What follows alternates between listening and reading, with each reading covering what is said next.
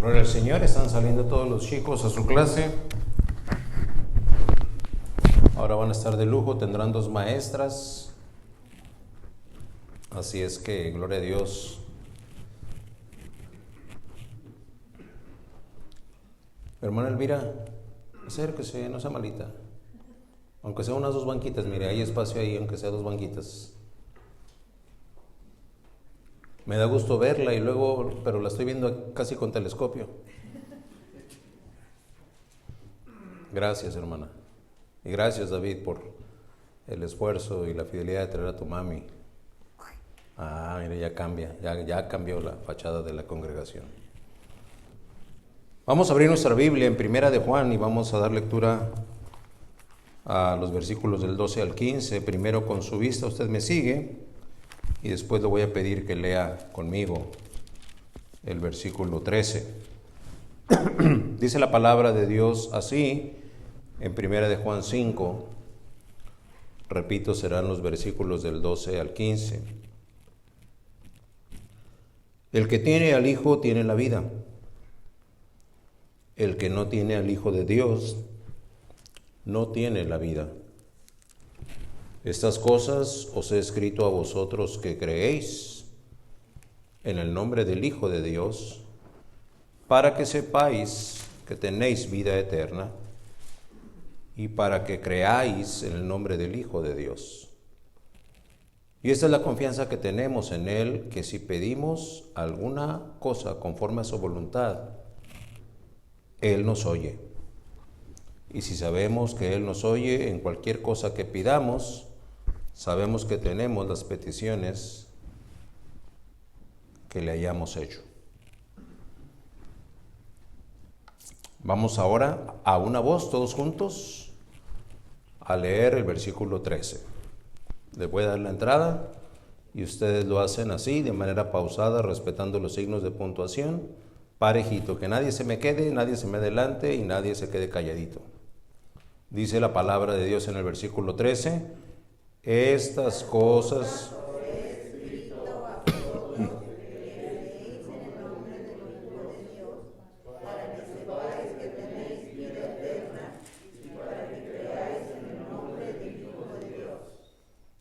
Gloria a Dios, sonaron muy bien. Me voy a permitir unirme a ustedes otra vez, dice la palabra de Dios, todos juntos. Estas cosas os he escrito a vosotros que creéis en el nombre del Hijo de Dios, para que sepáis que tenéis vida eterna y para que creáis en el nombre del Hijo de Dios.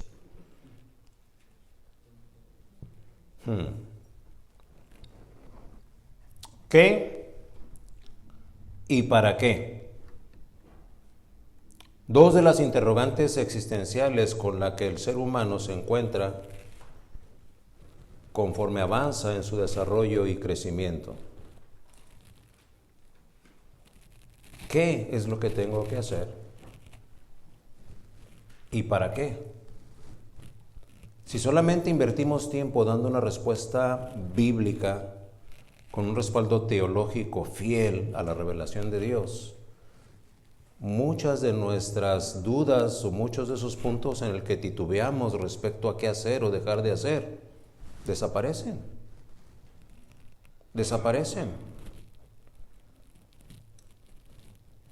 Me permito citar aquel reto que Elías lanza al pueblo de Israel.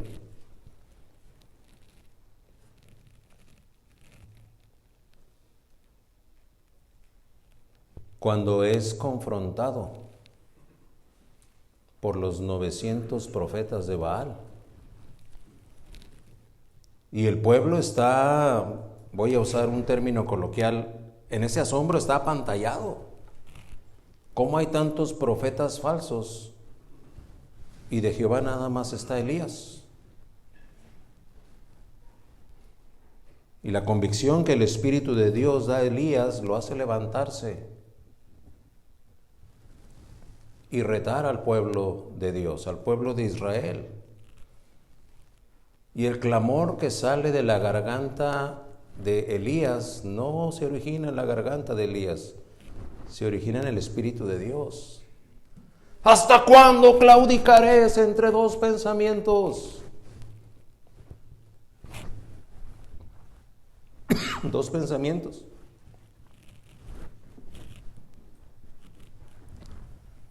¿Procedo de esta manera o procedo de esta otra? Dos pensamientos. Cuando se habla de dos pensamientos, pocas veces podemos imaginarnos dos pensamientos buenos. Gloria a Dios que tenemos también ese tipo de decisiones que hacer, lo que es bueno y lo que es mejor. Pero ese es un pensamiento en la misma línea. Las más de las veces que nos encrucijamos o que nos encontramos ante esa encrucijada es algo que es bueno y algo que no es bueno. O bueno, déjeme quitarle lo bonito a esto, ¿verdad? Algo que es malo. Y el pueblo de Dios se encuentra en esa encrucijada. ¿Haré esto? No, mejor voy a hacer... ¿Qué haré? Y el reto que Elías les presenta es de definición. Es de definición. Si Jehová es Dios y si Baal, pues id en pos de él. Pero no estés ya claudicando entre dos pensamientos. ¿Qué y para qué? ¿Qué y para qué? Es que el ejercicio de la vida en Cristo no admite titubeos. Te paras firme en la línea de lo bíblicamente correcto y la gracia de Dios te hace avanzar. O sigues abrazado a simpatías denominacionales.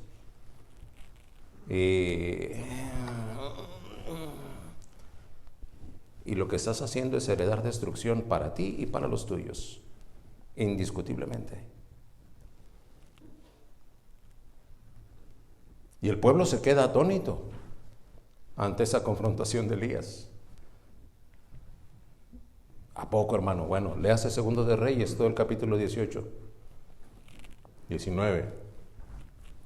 Y ahí va a encontrar todo el relato. Y vemos entonces que el qué y para qué toma importancia.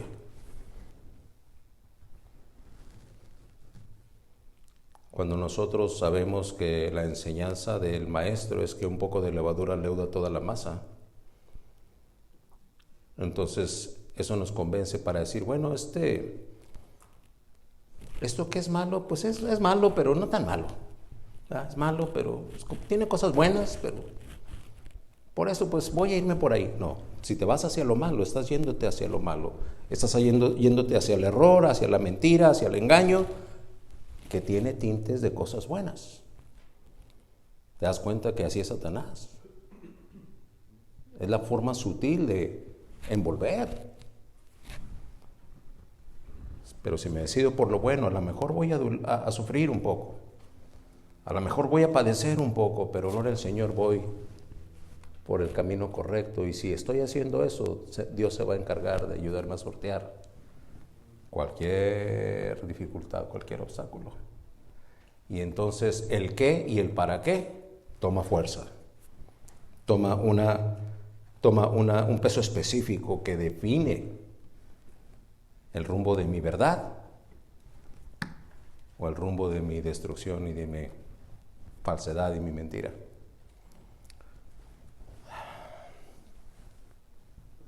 Bien podríamos decir que las respuestas a estas dos interrogantes, entonces, las más de las veces, terminará dictando el rumbo o el camino por el que nuestra vida ha de ser llevada.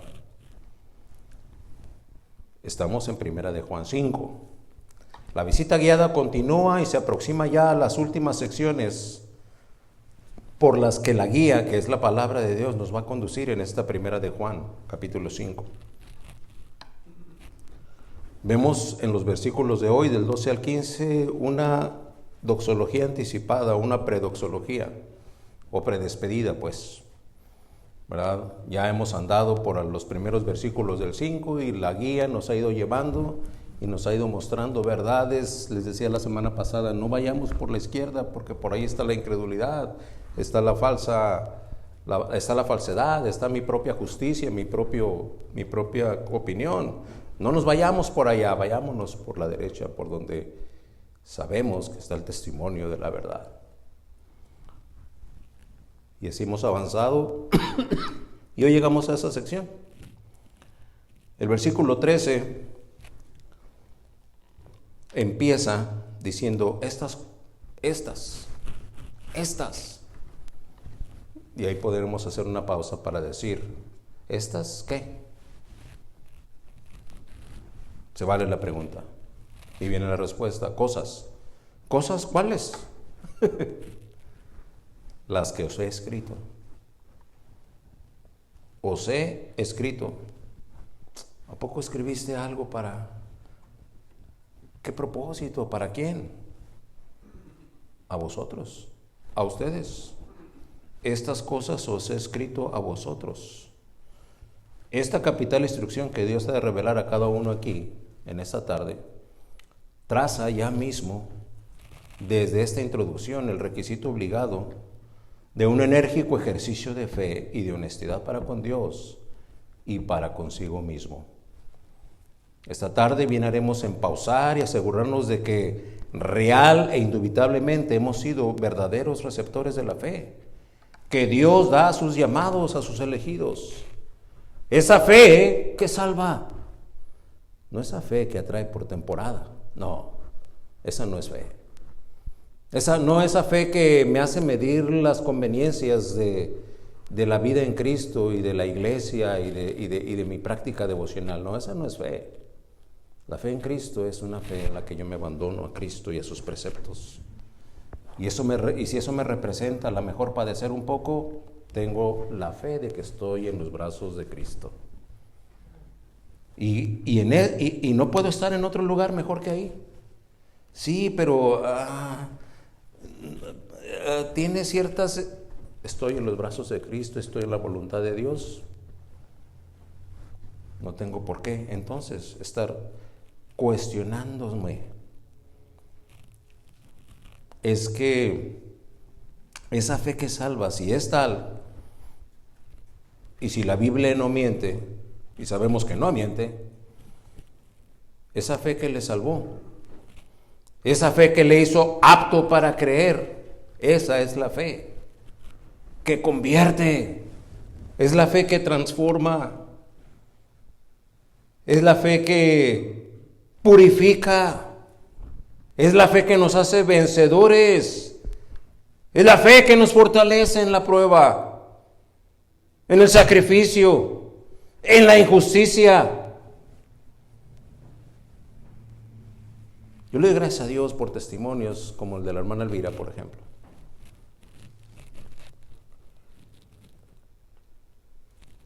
Esa prueba de fuego por la que pasó,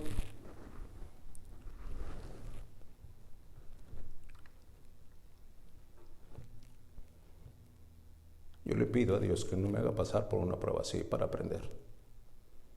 Pero hay veces que Dios tiene que tratarnos así. Y yo no sé si, voy a usar las expresiones que ella usaba. Dice, yo creía que había entendido cómo es la fe, la vida en Cristo, pero ahora ya aprendí. El ejercicio de la fe la hace regresar y estar aquí, por ejemplo, esta tarde. Por eso digo, es esa fe que convierte, que transforma, que purifica. Habemos todavía quienes tenemos cierta apatía al devocional cotidiano. Y me llama la atención que algunos se acercan y me dicen, sí, hermano, yo sé que lo tengo que hacer, pero pues nomás no lo hago. Yo le invitaría a considerar su realidad espiritual. Porque si hay una naturaleza espiritual ahí, todo lo que tiene que ver con el desarrollo espiritual se vuelve una necesidad. ¿Se acuerda que se usa el término fisiológico? Una necesidad fisiológica. ¿Cuáles son las necesidades fisiológicas principales? Comer, dormir, ir al baño. Es una necesidad fisiológica, ¿verdad? Hidratarse, respirar.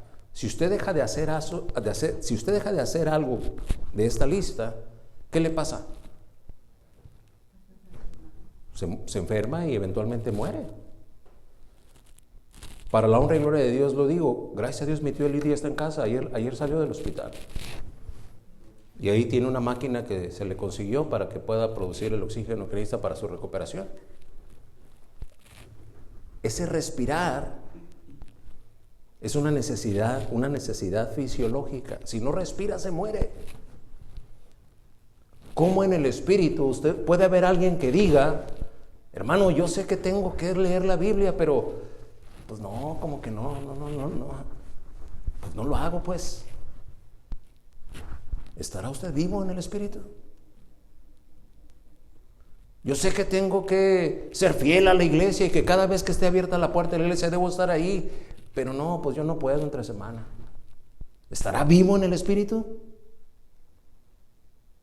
Es como, sería tan absurdo como si ahorita le hablara yo a mi tío y le digo, tío, ¿cómo te sientes? Pues bien, pero no quiero estar conectado a esta máquina. No. Tío, pero si la máquina te mueres. Sí, pero nada, voy a estar bien sin ella. Tío, estás mal de la cabeza, ¿qué te pasa? Conéctate. No. ¿Por qué? Porque es una necesidad fisiológica. Todo lo que tiene que ver con el desarrollo espiritual y todo lo que ha provisto Dios a través de la revelación de su palabra es una necesidad espiritualógica. ¿Cómo es que usted tenga una insensibilidad de decir, no, yo no, miércoles para qué? Mire, esto no está en mi bosquejo, pero no apreciamos el alto valor que tenemos con la enseñanza que estamos recibiendo los miércoles. Bien digerida y bien sencillamente expresada, me recuerda a mis años en el seminario, en el Instituto Bíblico. Y el pueblo de Dios podría estar recibiendo esa bendición, pero no está aquí. ¿Por qué? ¿Estará vivo usted en el Espíritu? Si cada uno ahorita ahí en su propia mente se contesta, bueno, pues yo no vengo los miércoles porque pues termino bien cansado. Okay, entonces le está dando prioridad al descanso físico sobre la edificación espiritual. Y es tan absurdo como decir, bueno, yo no necesito respirar hoy porque como que ya me cansé de mis pulmones. ¿Nota qué absurdo se oye? Pues así de absurdo se oye cuando, hermano, ¿por qué no está usted los miércoles en el estudio bíblico? No, pues yo la verdad no puedo los miércoles. ¿Por qué no puede? ¿Por qué no puede? Y se va a dar cuenta de lo absurdo de su respuesta.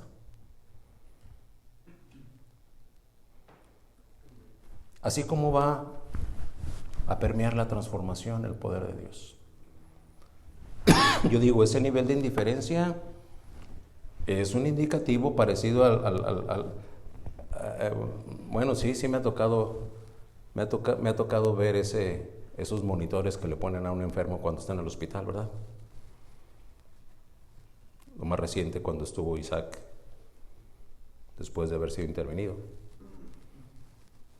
donde entra uno a visitar al enfermo y apenas está medio consciente y por los sedantes y todo aquello, y le pone una atención al enfermo, sí, pero está viendo el monitor.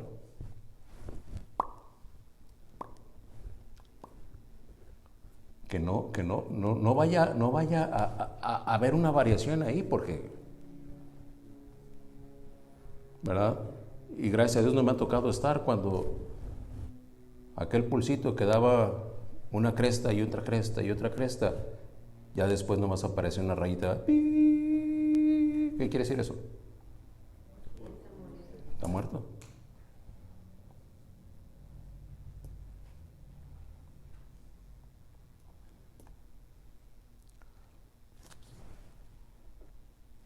Su desarrollo espiritual depende de la oración y de la meditación bíblica.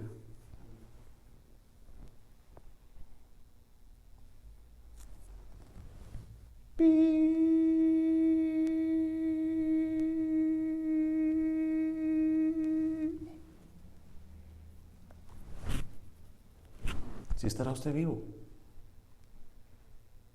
Digo desde el punto de vista espiritual.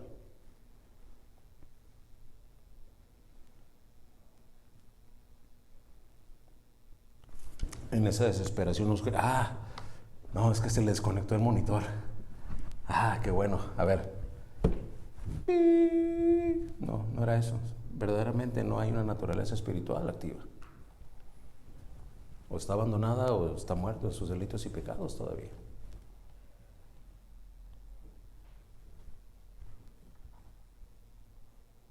Una necesidad que tiene que ser saciada. Y digo, tiene no en un aspecto de obligación, no, de obvio resultado. Porque usted no tiene que respirar, o hay alguien aquí que tenga la obligación de respirar. Que hermano, yo la verdad sí tengo que respirar, cuando menos unas 80 veces por minuto. Y sabe que no me haga perder la cuenta. 79, 80, un minuto, ya lo cumplí. No, eso sería obligación. ¿Verdad? Recuerdo una prima que una vez llegó de la escuela, 5º, 6º año de primaria, recuerdo, que llegó y se estaba tardando para comer ahí en la mesa, ¿verdad? Dijimos, oye, Verónica se llama ella, ¿por qué te estás tardando tanto, mija? Es que la maestra nos dijo que cada bocado lo tenemos que mascar mínimo 30 veces, entonces estaba contando cada bocado, ¿verdad?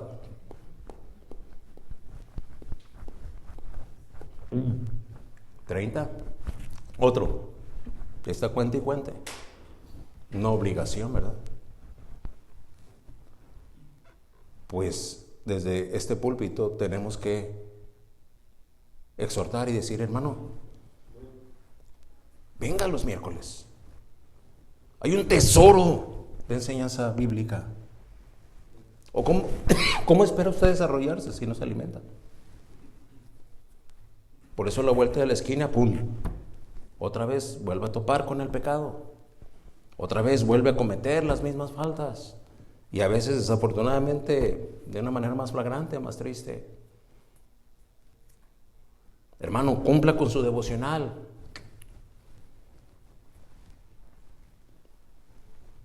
No levante la mano, pero dígame, ¿cuántas veces en la semana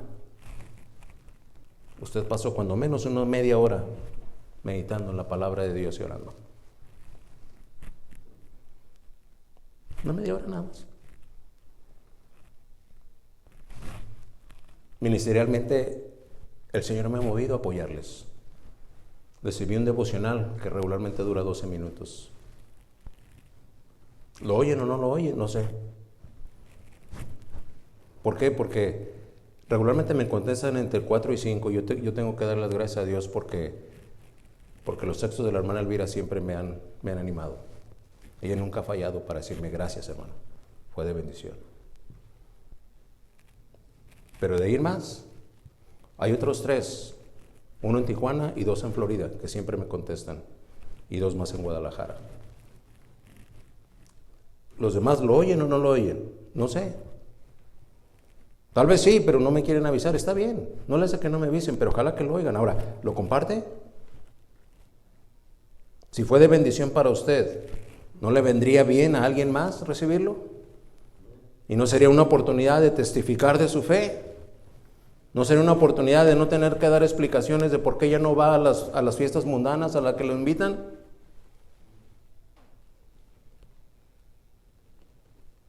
Es que esa es la dinámica de la palabra de Dios. La verdad cunde, se desparrama. Y hasta que no reciba un texto, ¿sabes qué? Ya no me andes mandando este devocional, hombre, nomás me llena mi archivo de WhatsApp. Ahí párale. Pero para sorpresa mía, en unas fechas especiales de estas que pasaron decembrinas, el Señor me movió a mandar este devocional a 2 o 3 personas más, de las que regularmente mando. Y de esas 2 o 3, no sé si fueron 4, una regresó y me dijo, hermano, no sabe cuánto tiempo tenía yo tratando de entender a qué se refería este proverbio.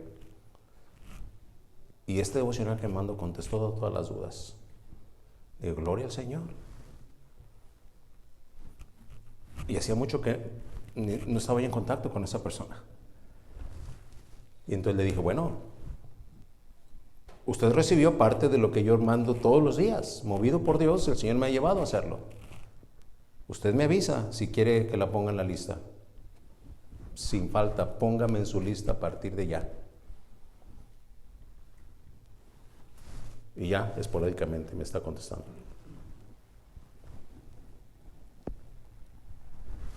Pero es como si nos sirvieran un banquete, no porque sea yo el inútil siervo que lo sirve, sino por el contenido del banquete como el de ayer. Y usted viniera hambriento y viera todo eso a su disposición y siguiera de largo.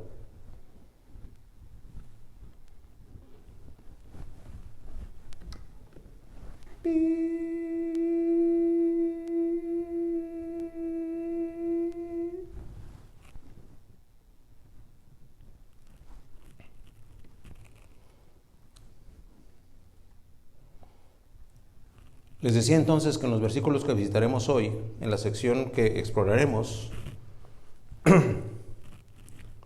bien podríamos titular este pasillo por el que vamos a avanzar con un rótulo que diga: lo único que es seguro. Lo único que es seguro. A partir de lo que crees y después para que creas. Si el centro de este mensaje, el punto seco en el que se anclan las verdades que serán reveladas,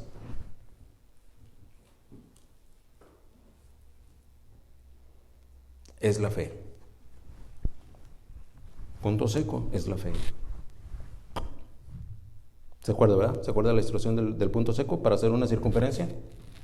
Agarramos un compás, lo abrimos del tamaño que queramos que sea el círculo, y esa parte que es como una aguja, ese es el punto seco. Y mientras el punto seco esté firme, seco, usted va a trazar, y mientras el punto seco no se mueva, lo que va a trazar va a ser una perfecta circunferencia.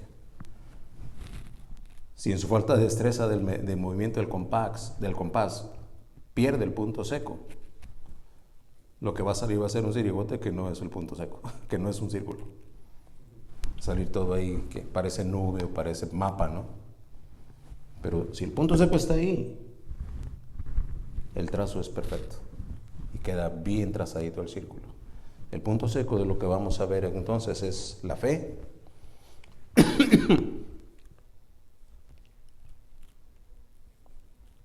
Y en ese punto seco se anclan las verdades que serán reveladas.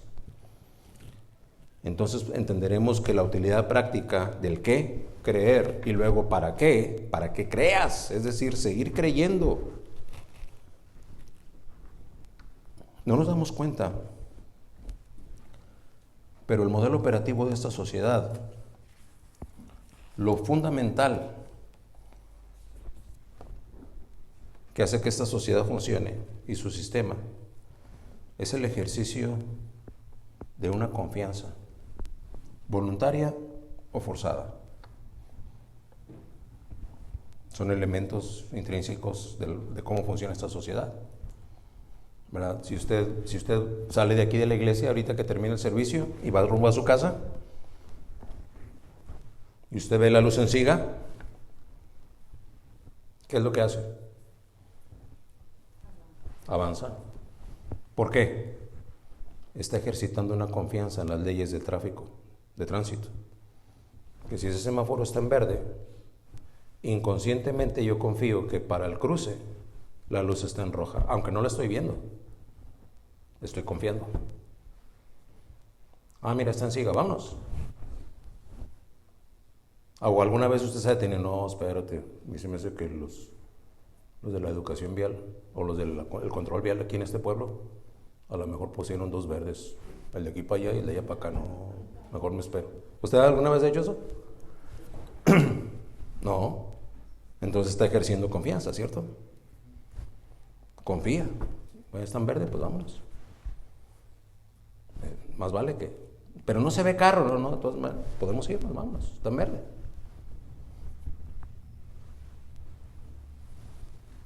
Vamos y firmamos un contrato, ¿verdad? De renta. Y una vez que lo firmamos y pagamos el depósito y nos dan la llave, Muchas veces no estamos en el departamento, pero agarramos la llave y ya vamos bien confiados. Hasta llevamos la mudanza. Estamos confiando. Estamos confiando. Si regresamos a un ejemplo de tránsito, podemos ir al DMV, sacar nuestra fotografía, pagar la cuota que representa poder conseguir una licencia, y nos dan el cartoncito y decimos, ya tengo licencia, ¿verdad? Y ahora sí hasta le pasamos por enfrente al de la policía. A ver, pídeme la licencia. Pues, exceso de velocidad, tu licencia, ahí está. ¿Alguna vez le ha pasado por la mente que diga, ¿sabes que esta licencia es falsa? Y usted dirá, bueno, sí, hermano, en el caso sí, porque la mía sí era falsa. Ah, bueno.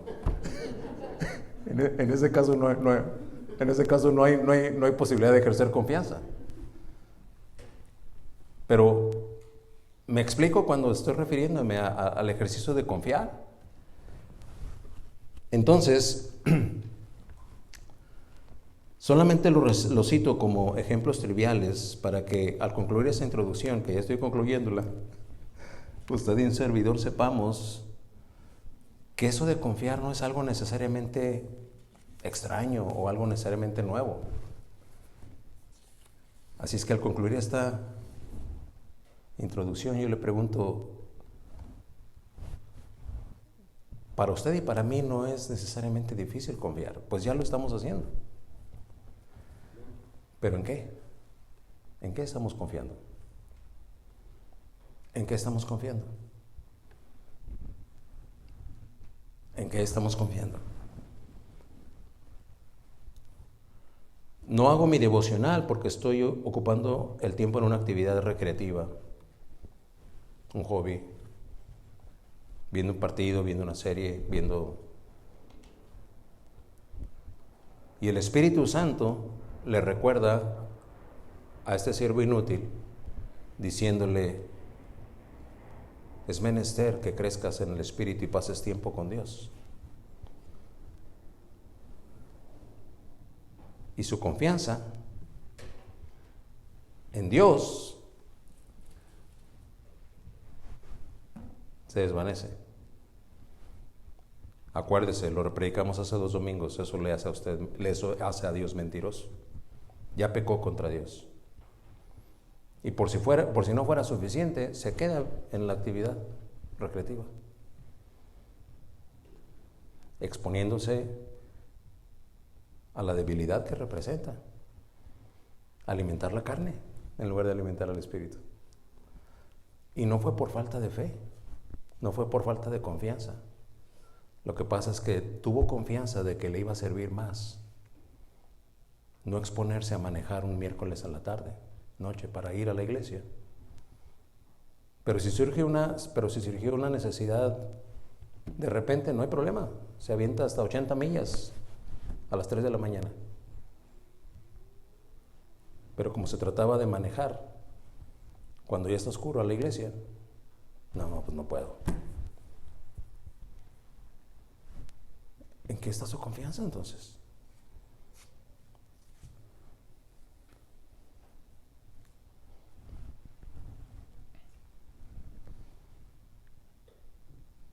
Lo que Dios va a revelarnos entonces, si es que llego al mensaje, es el qué y el para qué. Que creáis y para que creáis. Y para que creéis y para que creáis. Y vamos entonces a abordar los 4 o 5 puntos del mensaje. Pero vamos a pedirle a Dios que Él nos dirija. Señor, gracias por esta introducción y por la atención que mis hermanos han puesto. Celebrando todavía nuestro 2º año, pues el día real en el que tú nos dices esta bendición fue el 20 de febrero. Estamos prácticamente en esta semana de celebración. Podemos ahora abordar estas preciosas verdades. Concede que tu Espíritu Santo tenga bien, Señor, alcanzar a cada uno de los que están aquí esta tarde. Los oídos sean abiertos, los pensamientos dejen de divagar y pongan atención, y entonces la edificación sea plena. tendremos cuidado de darte la honra y la gloria si algo así es concedido esta tarde. En el nombre del Señor Jesús. Amén. De acuerdo a lo que dice el versículo 12, dice, ¿tiene la vida o no tiene la vida? Si vemos y avanzamos ahí, en el 5:12, el que tiene al Hijo tiene la vida. Tengo que llamar la atención a dos aspectos. El primero tiene que ver con tenencia. Tenencia. Si usted me pregunta a mí, oiga, hermano Garza, ¿usted podría preparar unos tacos tan sabrosos como los que preparó el hermano Hugo? Inmediatamente le digo, no. ¿Por qué? Mi primer problema es que no tengo la experiencia que él tiene. Tenencia. Y si la tuviera, no tengo un carrito tan acondicionado como él tiene. Entonces no. ¿Por qué? Porque el problema es mi tenencia. No tengo. No obstante, el versículo dice, el que tiene al Hijo. Y luego dice, la vida. Y podemos, por lo que declara en el versículo siguiente, que se está refiriendo no a la vida física, sino a la vida eterna. Entonces ya estamos aclarando, tiene la vida, primero tiene, y lo que tiene ya es de él, y es vida. Y entonces se vuelve elemental. Un testimonio externo, Dios testifica a través de su Hijo, y así podemos entonces creer, ejercitando esta fe recibida para salvación. Si usted se acuerda, ya en Juan 3:36 dice, el que cree en el Hijo tiene vida eterna. Pero el que rehúsa, ¿qué quiere decir rehúsa? Se resiste. El término que se me ocurre para poderlo manejar como ejemplo, no sé cuántos han visto alguna competencia de equitación, en donde ese precioso caballo, pura sangre, ¿verdad?, montado por un jinete esbeltito y estético, ¿verdad?, compiten en las Olimpiadas. Y parte de la disciplina es saltar obstáculos, en donde va el jinete y el caballo parecen uno solo, una armonía, una perfección en el trote del jinete, y se aproximan al obstáculo y de una manera estética ¡pum!, se eleva el caballo y ¡cras!, parece que como si volara, ¡pum!, y da la vuelta y va al siguiente obstáculo y ¡pum!, lo brinca, y está tomando puntaje, el tiempo, que no tire ningún obstáculo, y a ver en cuánto tiempo termina el recorrido. Todo va bien, pero son muchos los aspectos que se tienen que cuidar, porque si entre obstáculo y obstáculo el caballo se asusta, puede haber un rehúse, se rehúse a brincar. Y va bien, va a brincar, va avanzando. Y ya se están acercando al obstáculo, y justo cuando está listo para brincar, el caballo se detiene. Y a veces ahí viene el jinete y se va, ¿verdad?, de bruces. Y el caballo no avanza, ¿verdad? La mayoría de las competencias internacionales solamente son permitidos 2 rehuses, y si se rehúsa en otro obstáculo, ya queda eliminado. Entonces, aunque está pasando tiempo, pues el jinete trata de calmar al caballo y lo tranquiliza y lo hace trotar ahí un ratito, ¿verdad? Pues el tiempo está corriendo. Y entonces otra vez empieza a trotar, y resulta que esta vez el caballo brinca. Ya no hubo rehúse en ese obstáculo, vamos al siguiente, y brinca. Y ya nomás queda uno, y ahí pum, otra vez se rehúsa el caballo, no brinca, eliminado. Rehúsa. Dice la palabra de Dios ahí en 3:36, el que rehúsa creer en el Hijo no verá la vida eterna. ¿No será que usted está rehusando creer en el Hijo? Entonces debe saber que no verá la vida eterna. Número 1, no verá la vida eterna. Pues a mí qué me importa no ver la vida eterna, hombre, ya, con lo que vivo aquí es suficiente. ¿De veras? Bueno, deja que termine de leer el versículo, porque sigue diciendo, sino que la ira de Dios está sobre él. Entonces ya no es nada más que te vas a privar de la vida eterna, sino que va a venir sobre ti la ira de Dios. Ese es el testimonio externo que la palabra de Dios hace llegar a nosotros. 6:22 de Romanos dice: mas ahora que habéis sido libertados del pecado y hechos siervos de Dios, tenéis por vuestro fruto, es decir, el resultado directo es la santificación, y como fin, la vida eterna. Vida eterna. El que tiene la vida o el que no tiene la vida. Punto número 1. ¿Usted la tiene? ¿Y es vida? ¿O está en coma? No, ¿sabe qué? Aún los que están en coma tienen su indicativo de que están vivos. Creo que la hermana Elvira estuvo en coma inducido, ¿verdad, hermana?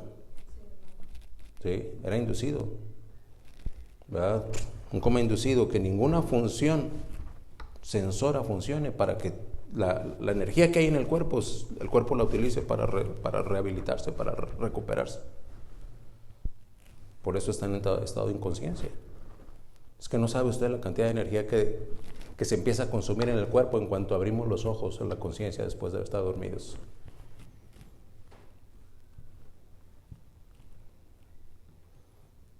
¿No le ha tocado despertarse a medianoche con urgencia de ir al baño, por ejemplo? Ay, y ya le anda. Y los 7 pasos que le toma llegar al baño, ya va bien agitado, como si hubiera corrido 1 milla.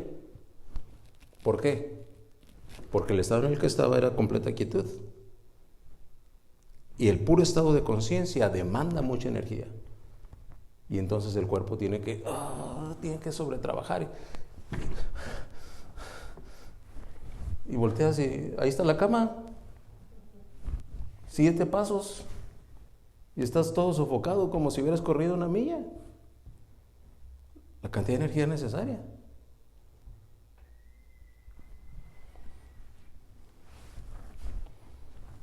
Número 2, versículo 13, ahora dice: vosotros que creéis, gloria al Señor.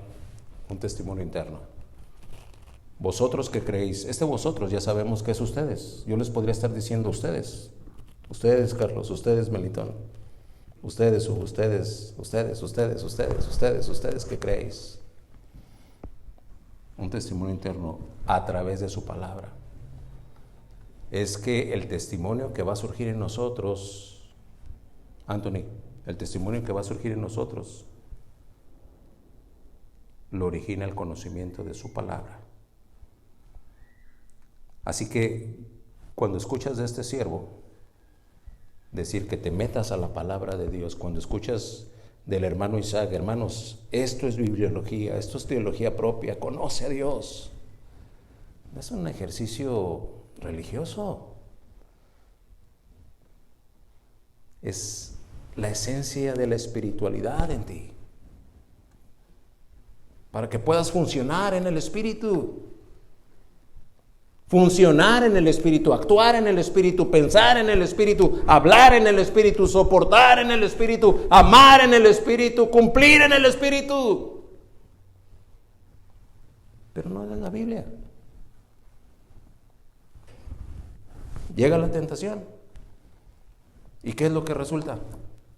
Todo el bagaje de tu carácter corrompido e improductivo y explotas y vuelves otra vez. Porque no estás alimentado en la palabra. Según el versículo 10, ¿se acuerda? Ya Juan no lo percibió. Lo prediqué hace 2 domingos o el anterior. El que cree en el Hijo de Dios tiene el testimonio en sí mismo. ¿Cómo es que llegó ese testimonio? En sí mismo. Por el conocimiento de la palabra de Dios. Da vida y el Espíritu Santo regenera para quedarse ya en nosotros. De manera que si usted dice, no, hermano, yo sé que debo, a mí ya me enseñaron que debo hacerlo. ¿Y qué más? No, pues yo ya sé. Y pues no lo hago.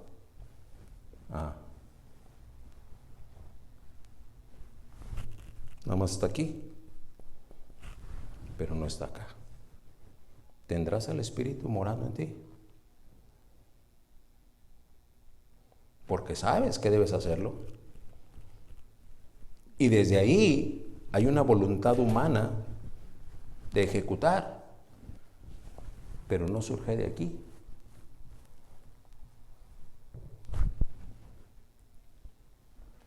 Nadie nos tuvo que dar una clase de fisiología para que aprendiéramos a respirar, ¿verdad? Fue una reacción natural. Cuando nació el pelo amarillo, ¿verdad? Me acuerdo. Yo estaba esperando que le dieran una nalgada, pero no le dieron una nalgada, empezó a chillar.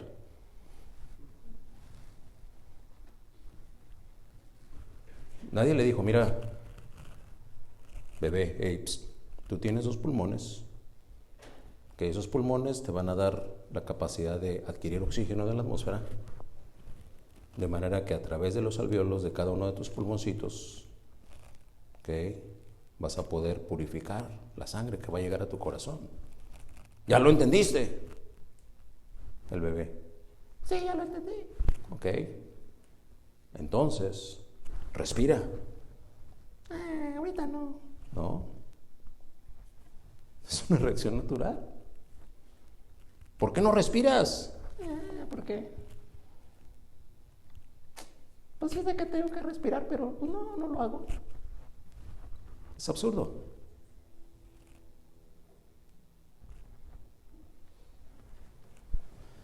El testimonio está ahí. Un testimonio que tenemos en nosotros mismos. Por eso la pregunta sigue siendo, ¿dónde está depositada tu fe? Ser miembro de la Iglesia Bíblica Bautista Sublime Gracia aquí en Santee, California, no es garantía. Dios provee, como lo prometió, desde allá, desde Hechos 2, ¿verdad? Que este sería el cuerpo de Cristo, que es la iglesia, en donde vendrían a prepararse, en donde vendrían a conocerle, en donde Dios proveería lo suficiente con maestros, con predicadores. Pero es un sentir muy religiosamente católico, romano, que quien asume que por haber ido a la iglesia y haberse puesto agua bendita, ya está más cerca de Dios. Eso es lo que yo creí la vez que mi papá me llevó al santuario ahí en Guadalajara. Un templo muy famoso ahí por la mera avenida Alcalde en Guadalajara. Debo yo haber tenido unos 6 años, tal vez 7, pero mire, me acuerdo como si fuera ayer. Iba caminando de la mano de mi papá, vivíamos en un lugar muy céntrico, como a 2 cuadras del santuario.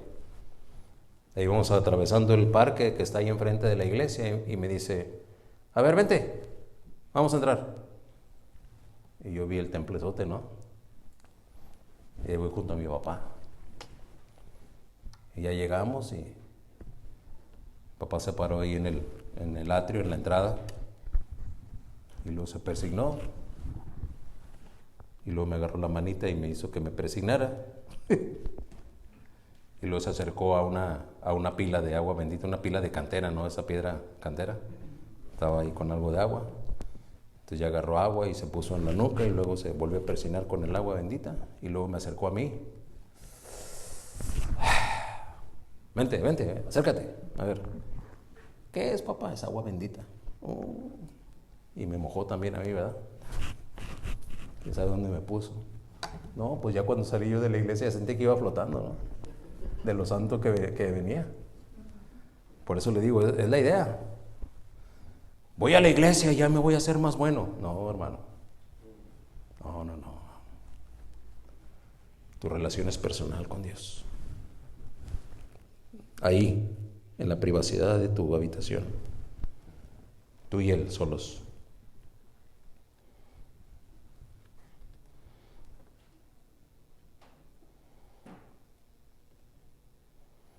¿Dónde estás depositando tu fe?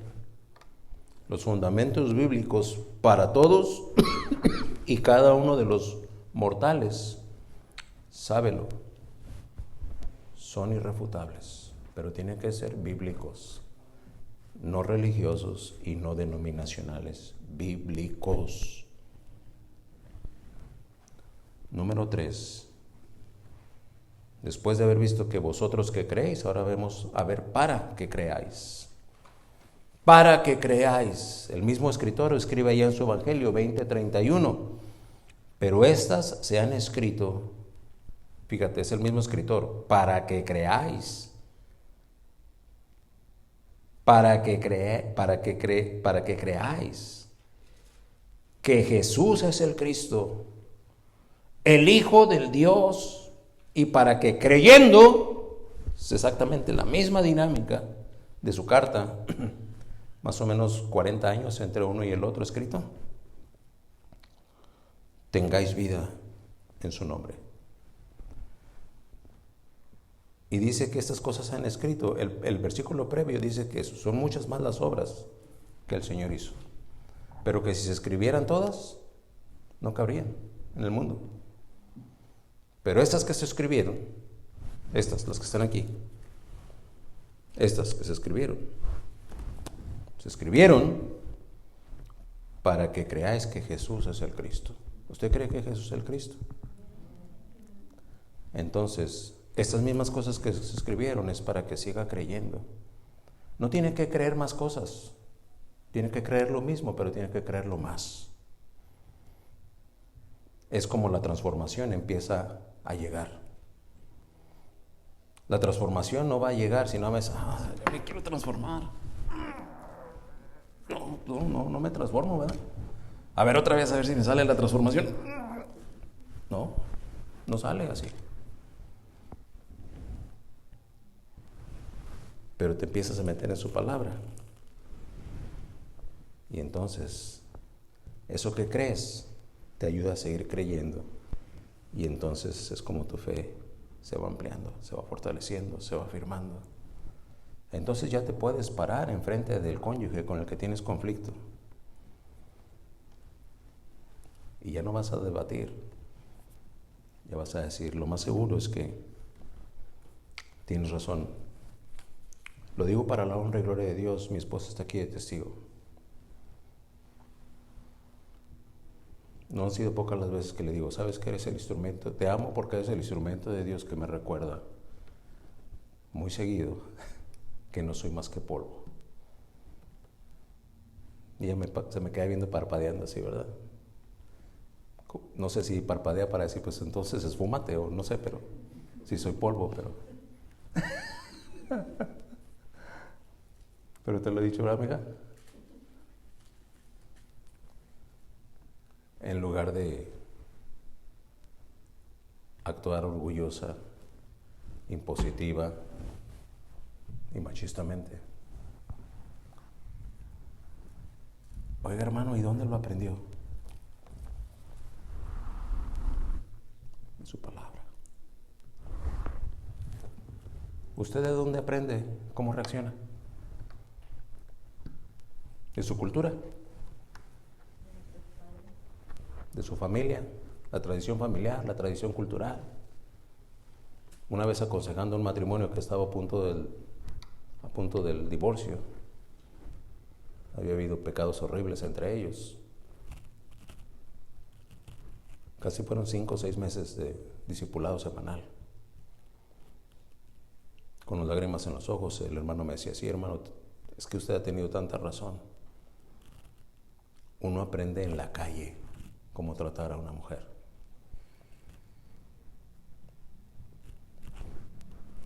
¿Sí? Pero ahora usted ya tiene la palabra. Si ya la tiene, entonces ¿por qué sigue actuando como si estuviera en la calle?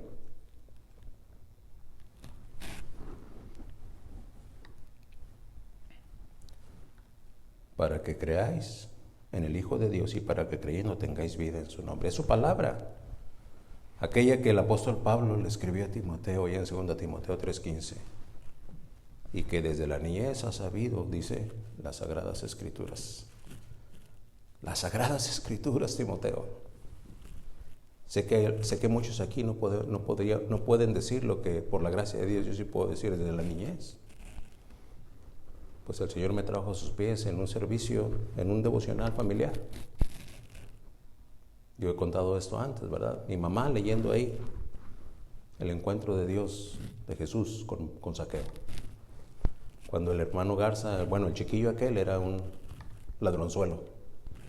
Era bueno para extraerle monedas a mi mamá de su monedero. ¿Y sabe qué? El tío Eliud que salió del hospital ayer, también era mi cliente.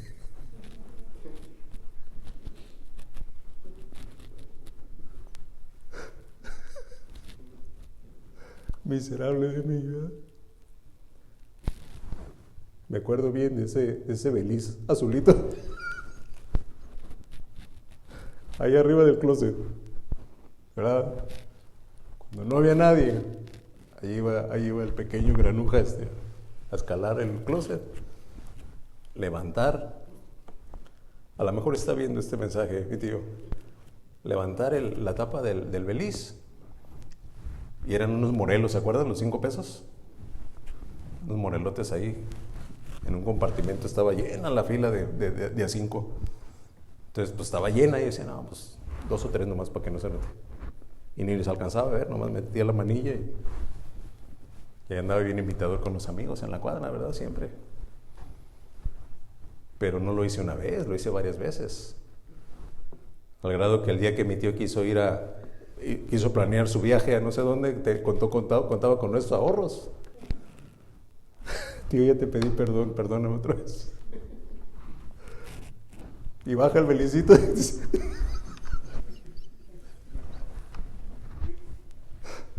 Dice, no, yo me acerqué bien confiado, ¿verdad? Hasta me apalanqué para agarrar el belicito.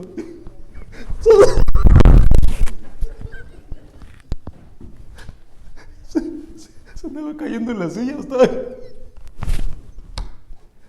liviano y vacío. ¿A dónde se fue todo ese dinero?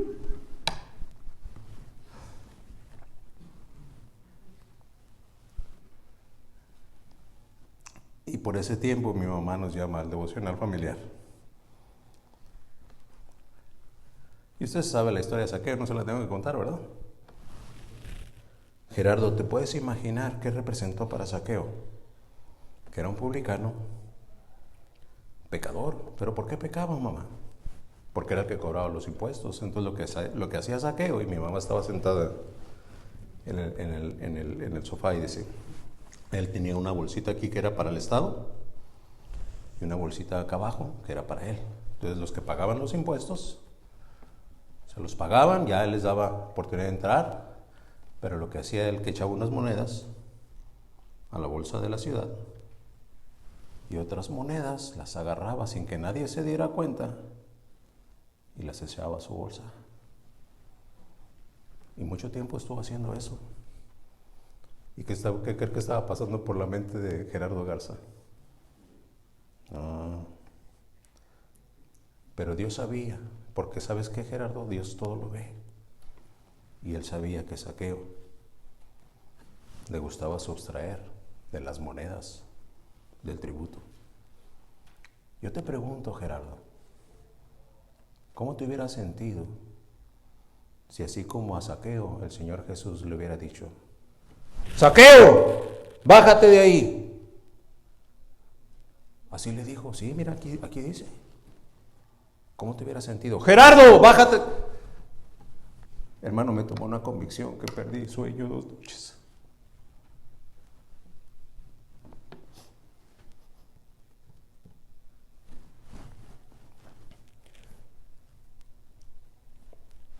Es el nuevo nacimiento.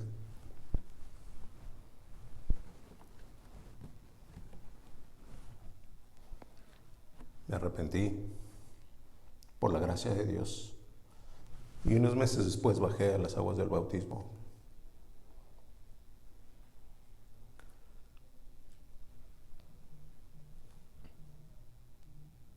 Desde la niñez. Es lo que le escribe Pablo a Timoteo. Algunos venimos al conocimiento de Dios ya más adultos, ¿no? No tenemos un testimonio desde la niñez. Pero por la gracia de Dios al hermano Gerardo sí, le tocó. Y a estos chicos también. Pero desde la niñez, dice, has sabido las Sagradas Escrituras, las cuales te pueden hacer sabio. Cuando mi mamá me enseñó eso, aprendí entonces que no debía volver a hacerlo. Y por la gracia de Dios, no lo volví a hacer más. No lo volví a hacer más. Y déjeme decirle, ha habido tentaciones. Pero así como se lo conté riéndome y todo, me acuerdo de ese belicito. El Señor trae a mi memoria el monedero de mamá. Y digo, gracias, Señor, porque eso me recuerda dónde me sacaste. Y porque lo aprendí desde mi niñez. A partir de las Sagradas Escrituras.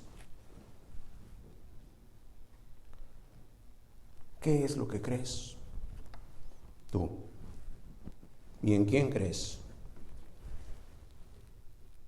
Si crees en Dios, no necesitas creer en nadie más, pero sí necesitas creer más. Sí necesitas creer más. Hasta el punto de desbordar tu capacidad de creer. No creas más cosas. La verdad que es Cristo es suficiente, solamente créela más y más y más y más.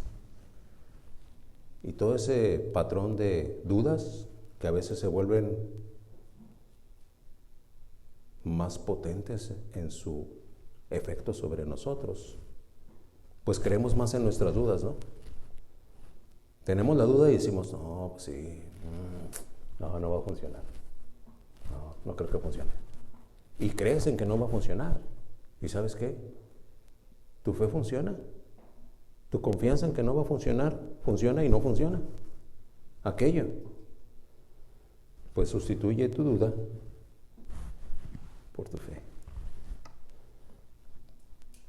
Hay suficientes testimonios para que creamos. ¿Pero creemos o vamos a dudar? Es que es Dios mismo el que nos da,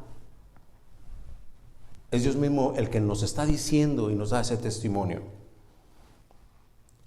Tú tienes derecho a dudar entonces de ti y de todo lo que secularmente te rodea. Inclusive tienes derecho a dudar del predicador que te está hablando ahorita. Porque te tengo que decir, yo no soy digno de confianza. No creas en mí. Cree en Él. Cree en Él. En el momento que tú escuches algo que no va de acuerdo a la palabra de Dios, huye de aquí. No tienes por qué estar oyéndome. Pero siempre y cuando compares y digas tú, no, esto no es verdad. En ese momento tienes todo el derecho, inclusive de ponerte de pie aquí y decir, hermano, eso que usted dijo es mentira, yo me voy. Y harás bien. Pero ¿cuántas veces estamos sentados oyendo mentira y ahí seguimos?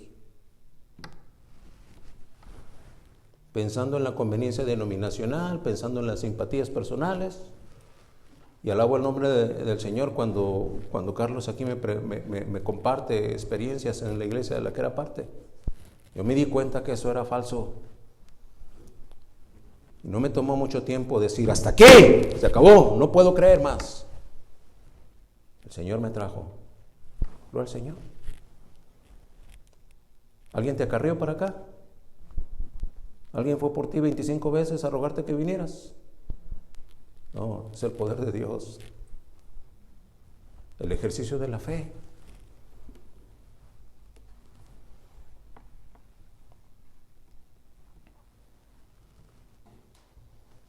Hay que creer en Él. Es que es Él el que nos dice, venid a mí los que estáis trabajados y cansados. Dice, y yo les haré descansar. ¿Lo crees? Okay. Entonces venir a mí es venir a Dios. Lo que tenemos terrenalmente, aquí usted y yo, venir a Dios. No se trata de ir al Tepeyac, ni ir a Jerusalén, ni ir al Calvario. Se trata de venir a Él. Al testimonio que está aquí.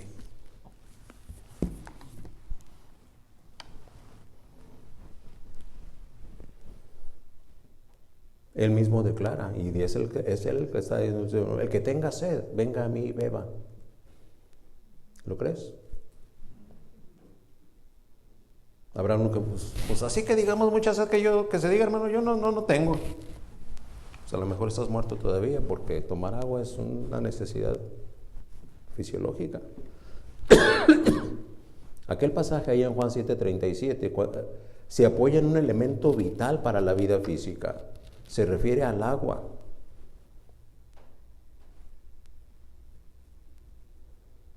Allá en Éxodo 7:17 vemos que en medio del desierto también Dios, Él fue el agua que brotó de la roca. Y en Apocalipsis 21:6, ya para concluir, a un capítulo de cerrar su revelación eterna, Juan escribe, dice, y me dijo, este es un precioso pasaje. Yo me quedé en shock cuando lo estaba leyendo. Y me dijo, hecho está. Este es un diálogo entre Dios, entre el Cordero de Dios y Juan en su revelación. Y Juan no la cuenta, ¿verdad? Si lea los versículos previos, estoy seguro que el Señor le va a edificar. Y me dijo, hecho está. Yo soy el alfa y la omega, el principio y el fin. El que tuviere sed, yo le daré gratuitamente de la fuente del agua de la vida. ¿Lo crees? Entonces, ¿por qué andas todo deshidratado espiritualmente, corriendo, gritando y haciendo aspavientos en contra de lo que te sucede? Poniendo tus ojos en la carne y la sangre, sin saber que con quien estás peleando es contra principados de maldad en las regiones celestes. Y si no lo crees, pregúntate por qué. Si como dice Hebreos 10:23, fiel es el que prometió. Y también 1 Tesalonicenses 5:24 dice que es fiel el que os llama. Voy a tener que dejar estos 2 puntos para las semanas que entran. El tiempo ha corrido y no quisiera precipitar porque estos 4 y 5. ¿Qué dice el 4? Oh, ya no se cambió, ¿verdad? Confianza para pedir. ¿Y el 5? Oh, sí, es suficiente para otro mensaje. Y el tiempo avanzado. Yo tengo que decirles, hermanos, para la honra y gloria de Dios, no sé si el Señor me hace más sensible después de haber celebrado el aniversario, pero esta es la vez que he sentido más libertad a predicarles en estos 2 años. Y le doy muchas gracias a Dios por eso. Hay 2 puntos pendientes, ojalá que esté aquí el próximo domingo para poder avanzar en ellos y entonces concluir con las aplicaciones. Si estamos aquí para atender, vamos a estar haciendo bien.